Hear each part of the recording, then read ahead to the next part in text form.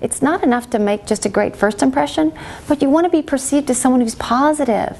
Think about your best person right now. I bet you, if you think about them, more often than not, they bring out the best in you. They're someone that really makes you feel inspired when you leave them. You're happy to be around them, and you're happy when you leave them. And that's what my dad would say. It's all about finding the like. Now, I'm going to tell this story because probably you all have never had to work with someone you didn't like, but I have. And I remember in my situation, I had this client, and she was downtown Macy's. It was when Macy's was based downtown before they moved their headquarters to Atlanta. And it was, I'd been working actually probably about, I would say, 5 years, and I was now the branch manager of the Kansas City Penn Tower office, that building that looks like a flash cube, 31st and Broadway. We moved our office there, and I had this huge client. And this was in the 80s when you had big shoulder pads and big hair and big margins in my business. And here I was working with this client, and she was a $1 million client, which was a big deal in those days. Now we have $1 billion clients, but this was a big deal. This was when Kelly girls were still around. You know, you use temporaries mainly for, you know, maternity leaves. Macy's was using them for buyer's clerical to help with the ups and downs of retail. And so there might be a day when I'd have 14 people that were supposed to be there, and maybe 12 might show up, and this client would just rip me up one side and down the other for the 2 no-shows that weren't there. I mean, she would just yell. And when we first got her as a client, she was amazing. But I remember going in one Monday morning, and this was when you would not place ads online, obviously. There was no monster career builders. You'd run an ad in the Sunday paper, and you'd go into your office Monday morning, you'd have a line of people waiting to apply for the jobs. So I went into my office one Monday morning, and I'm calling down to make sure that everybody got to Macy's, and I hear this, you know, my client, Lisa Gray. Her real name was Linda Brown, but in the book I call her Lisa Gray. So she's so frustrated and angry, and she's yelling at me because of the 2 people that were no-shows, and I would just kind of just get my stomach in knots, and my lip would, some of you may know this, you know when you're going to cry, your lip starts to quiver a little bit. My lip would quiver, and I was the branch manager now, so I was supposed to be the boss and not let this stuff affect me. So, but she was yelling at me, and I hung up, and we got everything taken care of, and office was kind of going okay, everything was fine, people were getting interviewed. And I remember thinking that day, I really needed a break. I really needed it. She was just yelling at me over and over again, and it just got to me. So I knew my dad would be home because this was Monday. And the meat market, their busiest day is Saturday, but Dad always wanted a weekend. So he closed on Sunday and Monday. Sunday for the Lord's Day, Monday for St. John's Day. Remember, his name was John.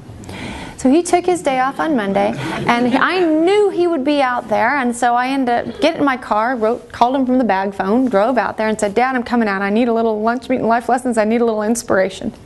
So I got out there and went up to the butcher block, and I started telling him all about this impossible client. She's impossible to work with. And I was whining about her, and Dad said, wow, this is your biggest client? Yep.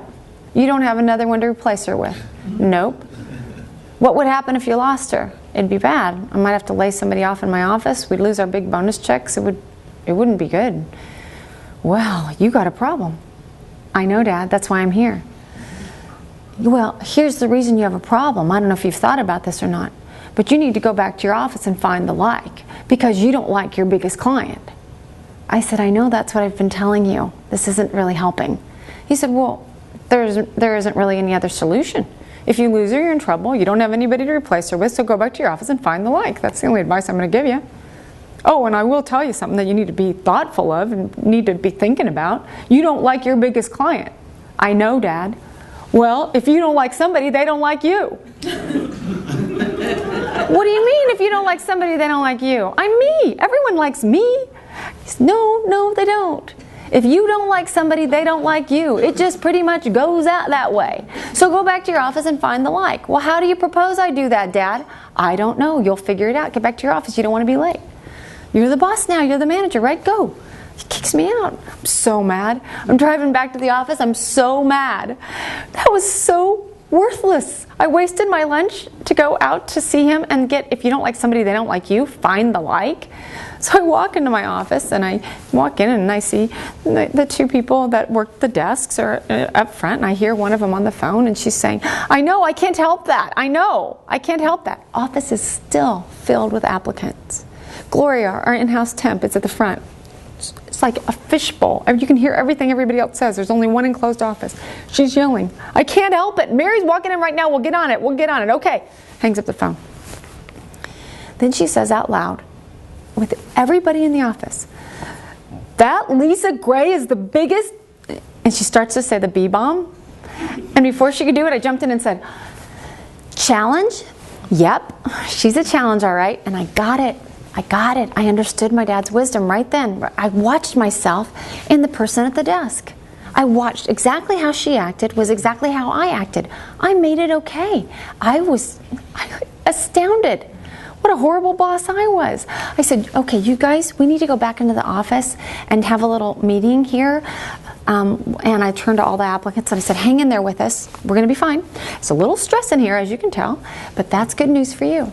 Because at the end of the day, if you have the right skills, we should be able to place you on a job. Gloria, can you hold down the fort? Yep, all right. And we walked back in, we walked in the office, and I looked at the two people that worked at the desk and I said, you guys, close the door. I'm so sorry. What are you sorry for? She's said the B word. I said, no, I'm so sorry. I've allowed my dislike for Lisa Gray to be so abundantly clear that we all think it's okay to call her a word like that. And to say it out loud in our office, we bash her right and left. We're in trouble, you guys. She's our biggest client and we don't like her at all. We have to find the like. What's the matter with you, Mary? No, have you ever heard the phrase, if you don't like somebody, they don't like you? We have to find the like. Well, how do you propose we do that? She's impossible. I know that. I don't know. Now I'm thinking about how easy it was to get her as a client. She fired Kelly, she fired Manpower, and she hired us. Probably because everybody thought she was impossible to work with, or she fired them. Have you ever heard the phrase, if you don't like somebody, they don't like you? We don't like her. She's our biggest account. We have to stop this vicious cycle of not liking. So we need to change this. All right, I'm going to ask you again, Mary, how do you propose we do that? All right, let's think about it. And I dumped out the candy dish, jumped all the candy out on my desk, and we had a flip chart over in the corner, and I turned the flip chart over and I put TJM on the top. I said, all right, you guys, here's what we're going to do. Here's this empty fishbowl. Anytime anyone says something negative about her, we're going to put a quarter in the kitty, and I started with a 20. And then every time somebody says something positive about her, we're going to put a hash mark under our initial.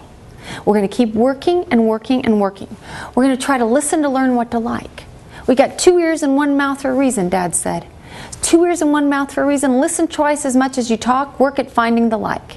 I don't know. We'll figure it out. Everyone who has the most hash marks and says the most nice things about her after we hang up with the phone with her, you get all the money that's in the kitty. That's the way it's going to work. Okay, competition on. We're a competitive office. You would be amazed what happens when you start insisting that you end a conversation on a positive note. If you dig deep enough with any impossible person, you will find something good about them. You just have to keep digging. That's the way it works.